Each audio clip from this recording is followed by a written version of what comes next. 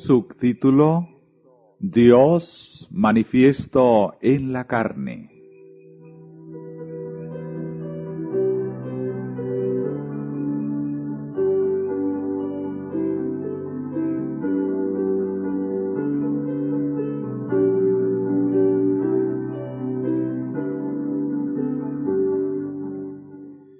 Y el Verbo se hizo carne, y habitó entre nosotros. Juan 1:14. Ningunas otras palabras pueden mostrar más claramente que Cristo es tanto Dios como hombre. Originalmente solo divino, Él tomó sobre sí la naturaleza humana y pasó por entre los hombres tan solo como un mortal común, excepto en esos momentos cuando su divinidad destelló, como en la ocasión de la limpieza del templo, o cuando sus palabras quemantes de verdad sencilla forzaban aún a sus enemigos a confesar que nunca hombre habló como este hombre. La humillación que Cristo tomó voluntariamente sobre sí es expresada mejor por Pablo a los filipenses. Haya en vosotros el mismo sentir que hubo en Cristo Jesús, quien, aunque era de condición divina, no quiso aferrarse a su igualdad con Dios, sino que se despojó de sí mismo, tomó la condición de siervo, y se hizo semejante a los hombres. Y al tomar la condición de hombre, se humilló a sí mismo, y se hizo obediente hasta la muerte, y muerte de cruz. Filipenses 2, versos 5 al 8. Lo que se ha expresado anteriormente hace este texto mucho más claro de lo que es en la versión común. La idea es de que, aunque Cristo era en la forma de Dios, siendo el resplandor de su gloria, la misma imagen de su ser real, Hebreos 1:3, teniendo todos los atributos de Dios, siendo el Rey del universo, y aquel a quien todo el cielo se deleitaba en honrar, Él no pensó que ninguna de estas cosas eran deseables, mientras que los hombres estaban perdidos y sin fuerza. Él no podía disfrutar de su gloria mientras el hombre fuera un paria, sin esperanza. Así que se despojó de sí mismo, se despojó de todas sus riquezas y su gloria, y tomó sobre sí la naturaleza del hombre para poder redimirlo. Y así podemos reconciliar la unidad de Cristo con el Padre con la declaración: mi Padre es mayor que yo. Es imposible para nosotros entender cómo pudo Cristo, como Dios, humillarse a sí mismo a la muerte de la cruz.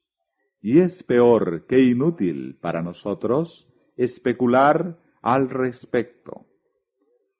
Todo lo que podemos hacer es aceptar los hechos, como se les presenta en la Biblia. Si el lector encuentra difícil armonizar algunas de las declaraciones en la Biblia concernientes a la naturaleza de Cristo, acuérdese de que sería imposible expresarlo en términos que permitiera a las mentes finitas comprenderlo todo. Así como el injerto de los gentiles a la raíz de Israel es contraria a la naturaleza, Tanto más de la economía divina es un paradoja a la comprensión humana. Otros textos que citaremos nos traerán más de cerca el hecho de la humanidad de Cristo y lo que significa para nosotros. Ya hemos leído que el Verbo se hizo carne, y ahora leeremos lo que dice Pablo concerniente a la naturaleza de esa carne. Porque lo que era imposible a la ley, por cuanto era débil por la carne, Dios, al enviar a su propio Hijo en semejanza de carne de pecado, y como sacrificio por el pecado, condenó al pecado en la carne, para que la justicia que quiere la ley se cumpla en nosotros, que no andamos conforme a la carne, sino conforme al Espíritu. Romanos 8, 3 y 4. Poco pensar será necesario para mostrar a cualquiera que si Cristo tomó sobre sí mismo la semejanza de hombre, para que pudiera redimir al hombre, tuvo que haber sido el hombre pecaminoso, al que fue hecho semejante, puesto que fue al hombre pecaminoso que él vino a redimir. La muerte no podía tener poder sobre un hombre inmaculado, como fue Adán en el Edén, y no pudo haber tenido ningún poder sobre Cristo, si el Señor no hubiera puesto en él la iniquidad de todos nosotros. Más aún, el hecho de que Cristo tomó sobre sí la carne, no de un ser inmaculado, sino de uno pecaminoso, esto es, que la carne que él asumió tenía todas las debilidades y tendencias pecaminosas, a las cuales la naturaleza humana caída está sujeta. Se ve por la declaración de que él fue hecho de la simiente de David, según la carne. David tenía todas las pasiones de la naturaleza humana. Él dice de sí mismo: en maldad nací yo, y en pecado me concibió mi madre. Salmos 51, 5. La siguiente declaración en el libro de Hebreos es muy clara en este punto. Porque de cierto no vino para ayudar a los ángeles, sino a los descendientes de Abraham. Porque de cierto no tomó sobre él la naturaleza de los ángeles, sino que tomó sobre él de la descendencia de Abraham. Versión revisada. Por eso, debía ser en todo semejante a sus hermanos, para venir a ser compasivo y fiel sumo sacerdote ante Dios, para expiar los pecados del pueblo. Y como él mismo padeció al ser tentado, es poderoso para socorrer a los que son tentados. Hebreos 2, 16 al 18. Si él fue hecho en todas las cosas semejante a sus hermanos, entonces tuvo que haber sufrido todas las debilidades y haber estado expuesto a todas las tentaciones de sus hermanos. Dos textos más que muestran este punto claramente serán suficiente evidencia en este punto. Primero citamos 2 de Corintios 5, 21. Al que no tenía pecado, Jesús, Dios lo hizo pecado por nosotros, para que nosotros seamos hechos justicia de Dios en él. Esto es más fuerte que la declaración de que él fue hecho en semejanza de carne de pecado. Él fue hecho pecado. Aquí está el mismo misterio, como el de que el Hijo de Dios debiera morir. El Cordero Inmaculado de Dios, que no tenía pecado, fue hecho pecado. Sin pecado, sin embargo, no solamente contado como pecador, sino en realidad tomando sobre sí la naturaleza pecaminosa. Él fue hecho pecado para que nosotros seamos hechos justos. Así Pablo le dice a los Gálatas que Dios envió a su Hijo nacido de mujer, nacido bajo la ley, para redimir a los que estaban bajo la ley, a fin de que recibiésemos la adopción de hijos. Gálatas 4, versículo 4 y 5. Y como él mismo padeció al ser tentado, es poderoso para socorrer a los que son tentados. Porque no tenemos un sumo sacerdote incapaz de simpatizar con nuestras debilidades, sino al contrario, fue tentado en todo, según nuestra semejanza, pero sin pecado. Acerquémonos, pues, con segura confianza al trono de la gracia, para alcanzar misericordia y hallar gracia para el oportuno socorro. Hebreos 2:18, capítulo 4, versos 15 y 16. Un punto más, y entonces podremos aprender la lección completa que debemos aprender del hecho de que el Verbo se hizo carne y habitó entre nosotros. ¿Cómo fue que Cristo pudo haber sido así rodeado de flaqueza? Hebreos 5:2. Y sin embargo, ¿no conocer el pecado? Algunos han pensado, leyendo hasta aquí, que hemos estado depreciando el carácter de Jesús por traerlo bajo al nivel del hombre pecaminoso. Al contrario, estábamos simplemente exaltando el poder divino de nuestro bendito Salvador, quien él mismo descendió voluntariamente al nivel del hombre pecaminoso, para que pudiera exaltar al hombre a su propia pureza inmaculada, la cual retuvo bajo las circunstancias más adversas.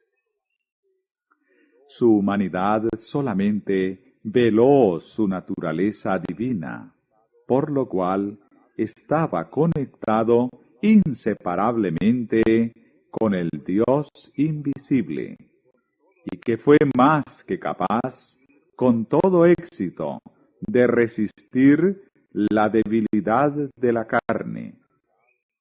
Hubo en toda su divinidad una lucha. La carne, afectada por el enemigo de toda justicia, tendía a pecar. Sin embargo, su naturaleza divina nunca vaciló por un momento. Habiendo sufrido en la carne todo lo que la humanidad puede posiblemente sufrir, regresó al trono del Padre, tan inmaculado como cuando dejó las cortes de gloria. cuando estuvo en la tumba, bajo el poder de la muerte, fue imposible que fuera posesionado de ella, porque él no tenía pecado. Pero alguien dirá, no encuentro consuelo en esto para mí. Para estar seguro tengo un ejemplo, pero no lo puedo seguir, porque no tengo el poder que Cristo tuvo. Él fue Dios, aun mientras estuvo aquí en la tierra. Yo no soy sino un hombre. Sí, pero usted puede tener el mismo poder que él tuvo si lo desea. Él estuvo rodeado con la flaqueza. Sin embargo, él no tenía pecado. Por el poder divino, habitando constantemente en él. Ahora escuchen las palabras inspiradas del apóstol Pablo y aprendan lo que es nuestro privilegio obtener. Por esta causa, doblo mis rodillas ante el Padre de nuestro Señor Jesucristo, de quien toma nombre toda la familia de los cielos y de la tierra, que os dé, conforme a la riqueza de su gloria, el ser fortalecidos con poder en el hombre interior por su Espíritu. Que habite Cristo por la fe en vuestro corazón, para que, arraigados y fundados en amor, podáis comprender bien con todos los santos la anchura y la longitud, la profundidad y la altura del amor de Cristo, y conocer ese amor que supera a todo conocimiento, para que seáis llenos de toda la plenitud de Dios. Efesios 3, 14 al 19. ¿Quién puede pedir por más? Cristo, en quien habita toda la plenitud de Dios, puede habitar en nuestros corazones, para que nosotros podamos ser llenos con toda la plenitud de Dios. ¡Qué promesa más maravillosa! Él es tocado con el sentimiento de nuestra flaqueza. Esto es, habiendo sufrido todo lo que la carne pecaminosa hereda, Él lo sabe todo, y tan de cerca Él se identifica con sus hijos, que cualquiera cosa que pesa sobre ellos hace una impresión igual sobre Él. Y Él sabe cuánto poder divino es necesario para resistirlo. Y si tan sinceramente deseamos negar la impiedad y deseos mundanos, Él puede y ansía darnos poder para hacer infinitamente más que todo cuanto pedimos o entendemos. Todo el poder que Cristo tenía habitando en Él por naturaleza, podemos tenerlo habitando en nosotros por gracia, porque Él nos la confiere abundantemente. Entonces, anímense las almas cansadas, débiles y oprimidas por el pecado. Permítaseles acercarse con segura confianza al trono de la gracia, donde están seguros de encontrar gracia para ayuda en hora de necesidad, porque esa necesidad es sentida por nuestro Salvador en la misma hora de la necesidad. Él es tocado con el sentimiento de nuestra flaqueza. Si fuera simplemente que Él sufrió 1800 años atrás, pudiésemos temer que Él haya olvidado algo de la flaqueza. Pero no. La misma tentación que lo oprime a usted, lo toca a Él. Sus heridas están siempre frescas y vive siempre para hacer intercesión por usted. ¡Qué maravillosas posibilidades hay para el cristiano! ¿Qué alturas de santidad puede obtener? No importa cuánto pueda Satanás guerrear contra él, asaltándolo donde la carne es más débil. Él puede habitar bajo la sombra del Todopoderoso y ser lleno con la plenitud del poder de Dios. El que es más fuerte que Satanás puede vivir en su corazón continuamente y por lo tanto, mirando a los